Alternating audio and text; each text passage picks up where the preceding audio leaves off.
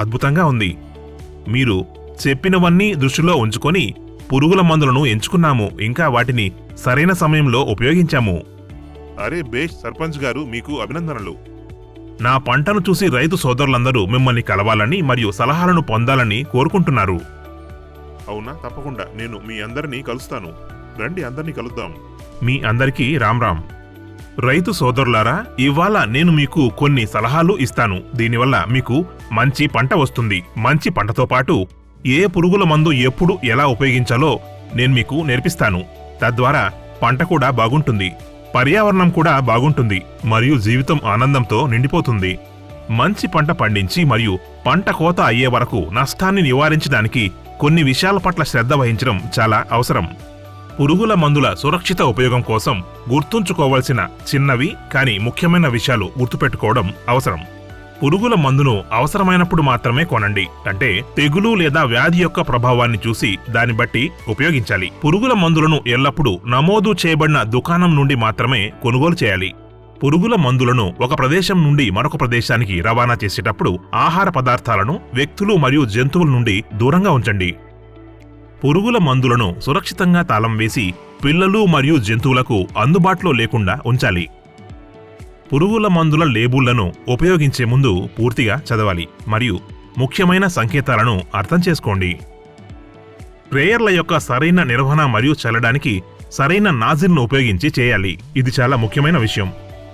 పురుగు మందులను కొలిచేటప్పుడు, ద్రావణము తయారు చేసేటప్పుడు మరియు పిచికారీ చేసేటప్పుడు మనము తగిన వ్యక్తిగత రక్షణ పరికరాలను ఉపయోగించాలి. పురుగు మందుల ఖాళీ డబ్బాలను 3 సార్లు కడిగి తిరిగి ఉపయోగించకుండా నిరోధించడానికి వాటిలో రంధ్రాలు చేసి లేదా కత్తిరించిన సరైన స్థలంలో విసిరివేయాలి. పురుగు మందులను ఉపయోగించిన తరువాత మనము సరైన వ్యక్తిగత పరిశుభ్రతను జాగ్రత్తగా పాటించాలి.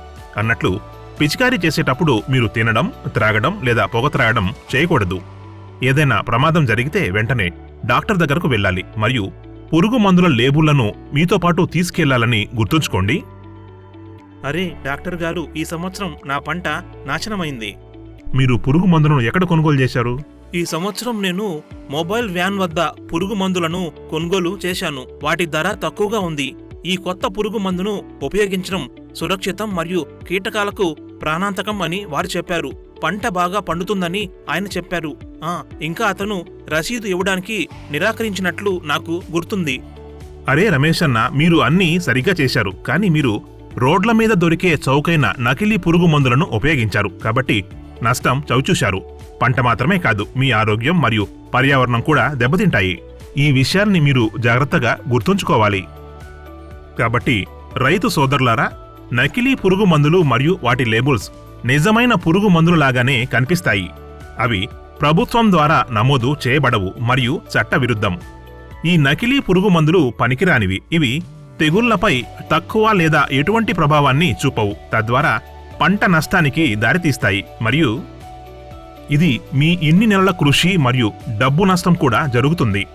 ఇది మాత్రమే కాదు, ఈ నకిలీ పురుగు మందులు హానికరం మరియు విష అవశేషాలను వదిలివేస్తాయి. ఇవి పంటలు, జంతువులు, నేల, నీరు మరియు పర్యావరణానికి కూడా ప్రమాదానికి గురిచేస్తాయి.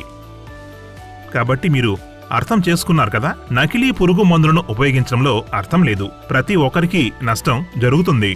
ఓరి దేవుడా, అప్పుడు ఎవరైనా ఏం చేయాలి? ఒక అప్రమత్తమైన రైతుగా కొనుగోలు చేస్తున్నప్పుడు ఎల్లప్పుడూ బిల్లు లేదా రసీదు తీసుకోవాలి. ధర గురించి సందేహం ఉంటే కొనకూడదు. నమోదు అయిన తయారీ మరియు గడువు ముగిసే సమాచారం కోసం ప్రతి డబ్బాను తనిఖీ చేయాలి. డబ్బా యొక్క సీల్ విరగకుండా లేదా దెబ్బ తినకుండా ఉందని చూసుకోవాలి. మరింత సమాచారం కోసం ప్యాక్ పైన నెంబర్కు కాల్ చేయాలి. అన్నట్లు పిచికారీ చేసేటప్పుడు వ్యక్తిగత రక్షణ పరికరాలను